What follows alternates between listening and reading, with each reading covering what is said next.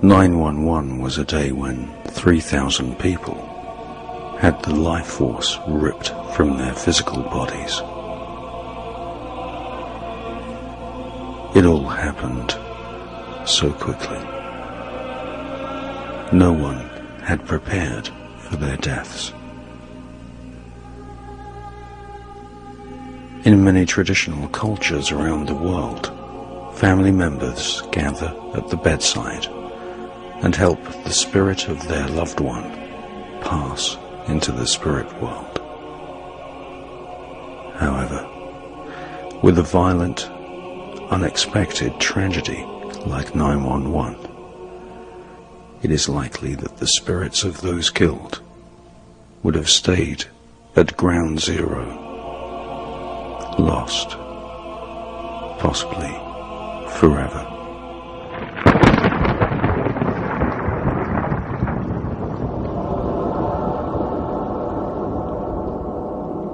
When they do their terrorist events to blame on someone else, they are very ritualistic in nature in terms of when they're done, where they're done, and how they're done. So 9/11, I mean 9/11, what do you dial for an emergency in America? 9/11. Yes.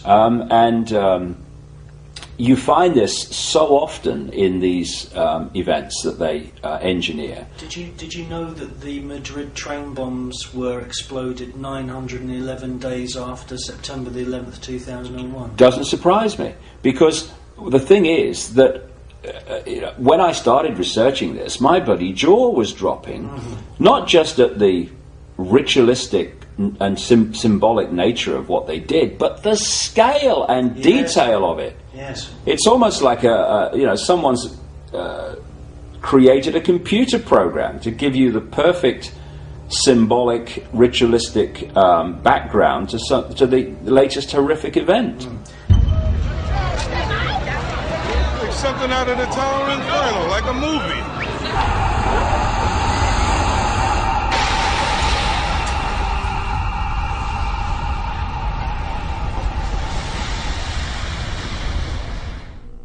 Now, in your book, Alice in Wonderland and the World Trade Center disaster, you actually point out that those twin towers are symbolic architectural edifices, which I think you compared them to the twin pillars of Freemasonry, Jachin and Boaz.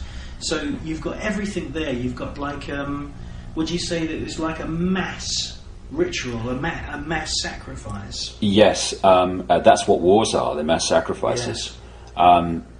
This shock and awe in Iraq, for instance, was there to have a mass sacrifice.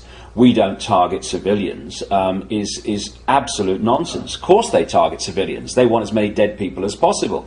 And of course Iraq, the former land of Sumer and Babylon, has enormous significance to these people, because they go back to that period and that area of Babylon, etc. In fact, what we're seeing now is global Babylon when you look at the symbolism of Babylon. Yes. And for them to kill all those people there, it is a mass ritual sacrifice. Get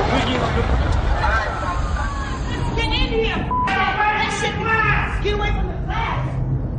Oh, my is out there! My is out there! The whole building, watch the debris come down the street. Don't open the door, get away from the window. Get away from the window. Don't open it! Get behind! Oh my God, thank you, thank you, thank you! Oh my God! Oh my God! You're right! Oh my God, you saved my life! You saved my life! Thank you! Thank you! Thank you! Thank you! And what I would say to people is, if you are going to judge what this state of consciousness would do on the basis of what you would do, then you're going to lose the plot from the first, because you have a level of compassion, you have a level of empathy, that's the word, empathy, with people who suffer the consequences of your actions. That empathy is what balances out your behavior towards someone else because you have empathy with the consequences for them. You remove that empathy, and this controlling consciousness has no empathy, not even with itself, never mind its victims and its targets, because they are as ruthless with each other as they are with the human race. You take away that empathy, and there are no fail-safe mechanisms to block extreme behavior. So, whoa, the people who run America wouldn't kill 3,000 of their own people. What? They'd have a party.